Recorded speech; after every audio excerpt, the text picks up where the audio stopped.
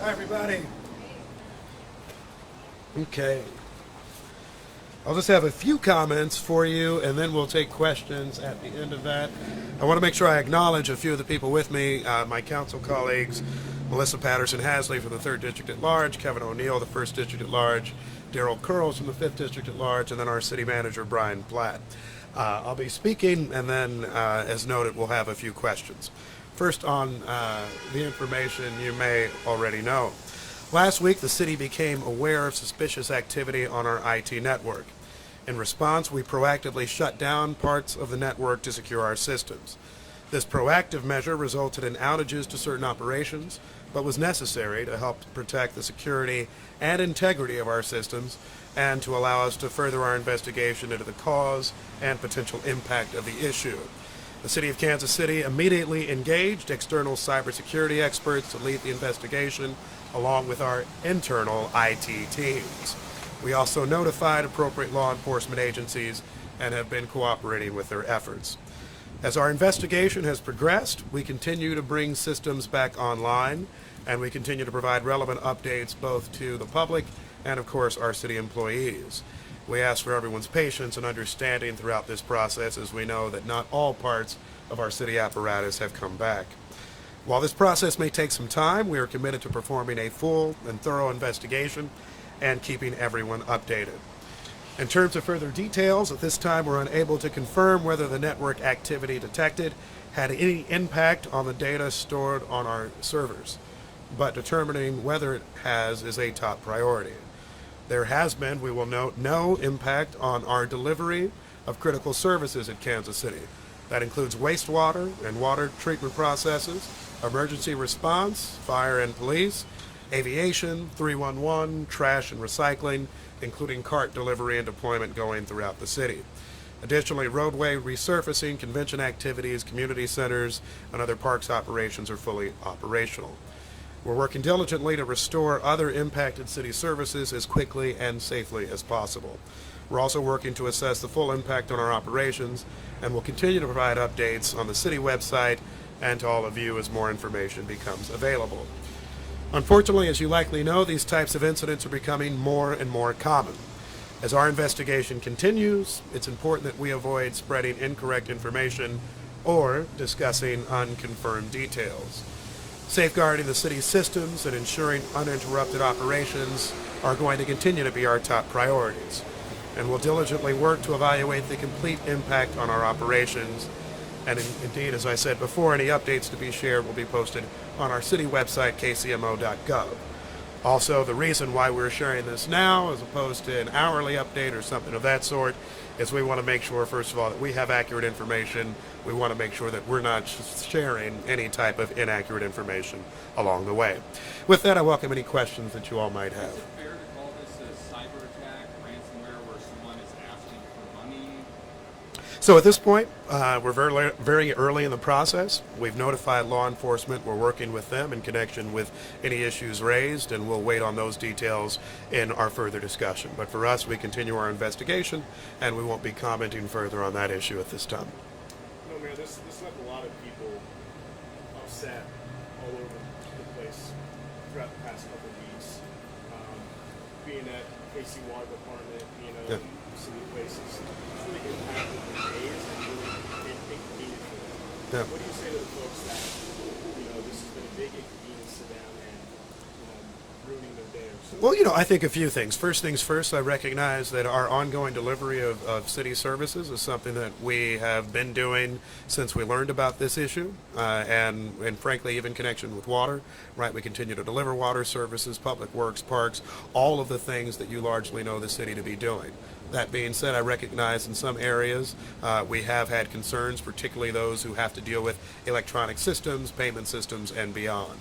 We have set up ways to create opportunities for folks, and I want to make sure in my own notes I have it right. I believe there's a 30-day grace period on payments in connection with water services. That is something that we're doing to make sure that there is no impact on our constituents. The city is accepting payments, as it always has been, through mail. And so we're making sure that that is something that's accepted. We are adding in prepaid envelopes with our bills this month to make sure folks know how payments can be made. We're trying all we can do while recognizing that there certainly was a substantial incidence with which we had to deal to make sure that there's no regular impact on Kansas Cityans and the issues they're facing. What's the impact then on the construction industry, building trades, and also in other industries, and what other industries are affected because of the permitting process? Sure. Sure. We are working as quickly as possible to make sure that we are back up to date with permitting in full. We recognize that certain systems, including the Kansas City Compass system, were part of our shutting down of activity. Those are essential to how you can pull permits and how you can do work. I know that our Department of City Planning and Development, City Manager's Office, and others are working to make sure that we're fully back up to date as soon as possible in connection with ensuring those folks can do the work that they need. Can you do it through a hard copy system now, or does it all have to be done through Compass? Most of our work is electronic, but certainly it's always possible to go back, and I think we're working on as many workarounds as possible.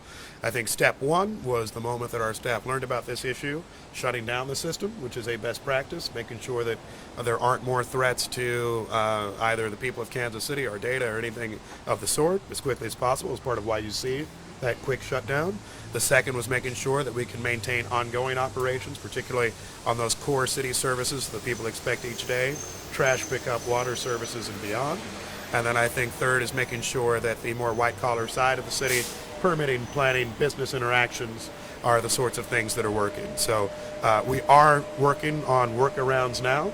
Our hope is, of course, that our computer systems are up and able to actually handle these issues as soon as possible without having to come up with all types of workarounds. But as you know, Mr. Hendricks, the city's existed for a long time. We used paper for a long time, almost the entirety of our history. And so that is something that I think many of us and many of our staff are able to get back to. You guys are working to assess the full impact. Do you kind of know the full scope of this? And then what does that process of looking at that impact, what is that? So, what I will say is this. First things first, we continue to investigate what the full impact is. We will share that information once we have completed our investigation, talked to authorities, gone through all the work necessary. But I think one part of full impact that we can share today is that the way that you secure in these types of situations is that you close everything, right? It's that you shut things down. Imagine putting shutters over every window possible because perhaps there are birds that are flying in this direction. So for us, it is making sure that we go through, we do a thorough investigation, but that is part of why you see such a substantial impact on operations more broadly. I will note things like even email for elected officials, city employees, and others are back up. You can reach out to our council, mayor's offices. You can reach out to the city. We continue to have our phone lines available. We did throughout. And so, while I think that certainly there is an impact, and I don't mean to minimize it for some Kansas Cityans, some who do business with Kansas City, our hope is that for your normal Kansas Cityan, like I've seen with many people, your trash still got picked up this week. If you had any type of emergency service needs, those were addressed. We continue to see our thousands of employees going out and doing work like you would expect each day. City employees still receiving paychecks? City employees are still being paid. We have not seen issues with that, and we're heartened, and we continue to thank them for their hard work too. Yes, ma'am. It's a two-part question for you. One, do you know if this is separate or connected to Jackson County's issues? Also, we had a viewer reach out to us asking if the city would be providing any credit protection services. I know we don't know the impact yet, but that was a question that they had. So, we are still early in the investigation in connection with some of the other attacks we have heard about, or attacks that we have heard about generally, because we're still not complete on what our investigation is. That is ongoing. I will say that we stay in touch not just with law enforcement, but with other jurisdictions regularly as part of what we do, be they jurisdictions close to us, across the street, like Jackson County, or those further away. You've heard about issues in Wichita, Kansas, and other jurisdictions. And so we will continue to have those conversations as much as possible. Second part of the question was credit support and other issues. I think right now what we are noting is that we continue our investigation. We don't have information to share today as to any types of threats relating thereto. I'm somebody who gets paychecks from the city and works with the city on any number of services. So I don't have an individual concern, and we have no reason to share that with anyone. The time at which we would learn of any such thing, if that were to occur, we'd be certain to share that with the people of Kansas City. All right? What has the Yeah. city maybe learned about its level of security through this process? You know, I think the city rather regularly looks into its data security and broader security issues. This is something that's important for us. Just weeks ago, we heard a report from the city auditor about security and data security issues. This is something that we work on a lot. And in fact, I want to commend not just the city manager and his team, but also, of course, our IT office, General Services Department, run by Yolanda McKenzie and others, for making sure that not only did we catch this incident, I think somewhat quickly, but also that we're doing a very thorough investigation. And the reality of what we face these days is that these challenges arise. We're making sure that we address them as quickly as possible. And I think to see a non-interruption in core delivery of the blue-collar city services that you expect speaks to the fact that Kansas City was ready. But we always make sure that we study further to ensure that we can be ready for any incident. We'll learn from this, we'll learn from other jurisdictions, and we'll continue to make sure that we're able to provide the best city services that Kansas Cityans deserve, and I think the best city services in this country. Thank you all so much for the time.